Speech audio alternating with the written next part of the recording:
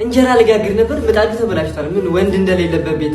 እስቲ አንዳችሁ ባካችሁ የኔ ልጅ አንተ ትቀለኛለህ። አዎ እውነታውን እኮ ነው። ምን አለ ሄደህ ብትሰራላት። አንድ ያለው ልጅ አንተ ነህ እዚህ ቤት አይደል? ማ እኔ?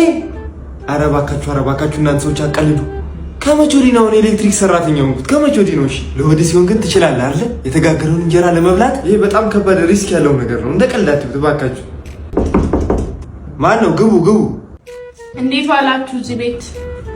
ሚጢጥዬ ግቢ እስቲ ግቢ። እማዬ እንዳለችሽ 1-5 እንጀራ ላስፋ የኛ ምጣድ ስለተበላሸብን ነው ብላ። አይ ምኑን ጋገራችሁት እባክሽ? ምጣዱ እኮ ተበላሽቷል የኛ።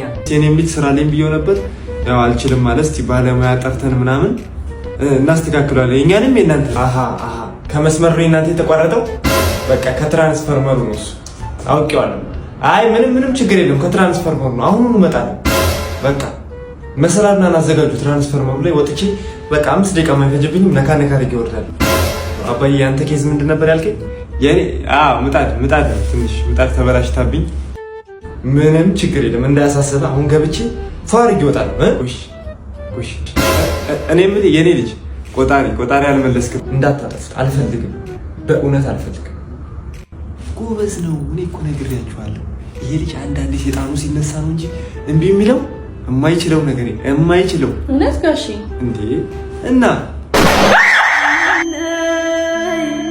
አረ ወተት ቶሎ በሉ።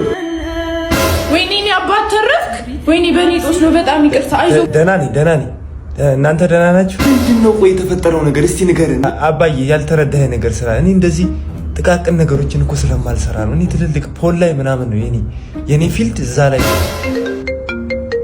ስልክ አንሳው አባዬ ቶሎ ብለህ አንሳው። እሺ እነግረዋለሁ። እሺ ማን ነው? ትራንስፈርመሩን ስራልን፣ መሰላሉን አቁመነዋል። ውጡበት በላቸው። ውጡበት